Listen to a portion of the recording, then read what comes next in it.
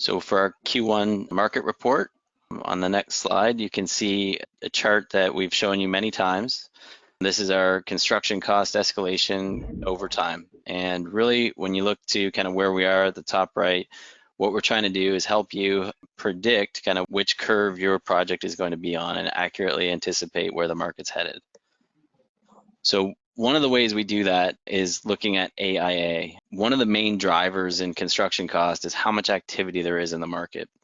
And AIA, the billings, are a 9 to 12 month indicator of how much construction volume is coming down the pipeline.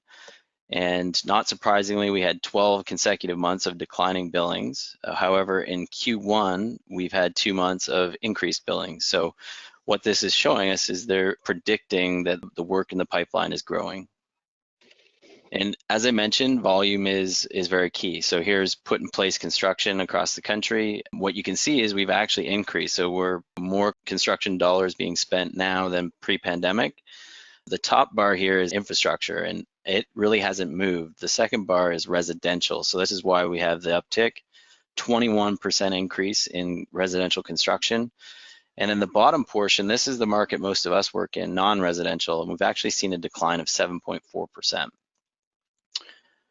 From the labor standpoint, pretty small uptick here in Q1. However, we are only 2% off of our peak employment.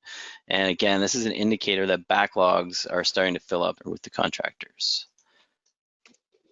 If we look here, this is our weather map. Hot is red, blue is cold. And as you can see, all over the country, we have markets moving at different rates. So depending on where your project is, will have an impact on kind of the volatility in your pricing. So we aren't going to go into all these. If you have a specific project or location, we'd be happy to discuss that with you. In summary, Q1, we had flat pricing. In March, about 1/3 of contractors had full backlogs. However, backlogs in the Northeast are slightly higher than a year ago. So that's why we're starting to see upward pressure in the Northeast. Nationally, our backlog is down due to weakness in the South and the West. Our recommendations: currently, there is a lot of volatility and risk. So one recommendation is to carry a 4% bidding contingency to handle with price shocks, margins as backlogs rebuild. We are expecting escalation to return sharply in the second half of 2021. And currently our recommendation is 0.5% a month or 6% per annum. And lastly, we are always checking in with our subcontractors and mechanical, electrical subs. And the common theme we get back from them is escalation, materials.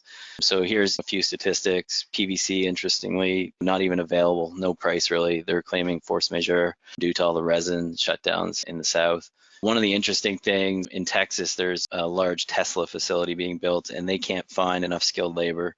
So they're actually paying per diems to try and bring folks in. And this is happening in several regions, especially around the Austin area.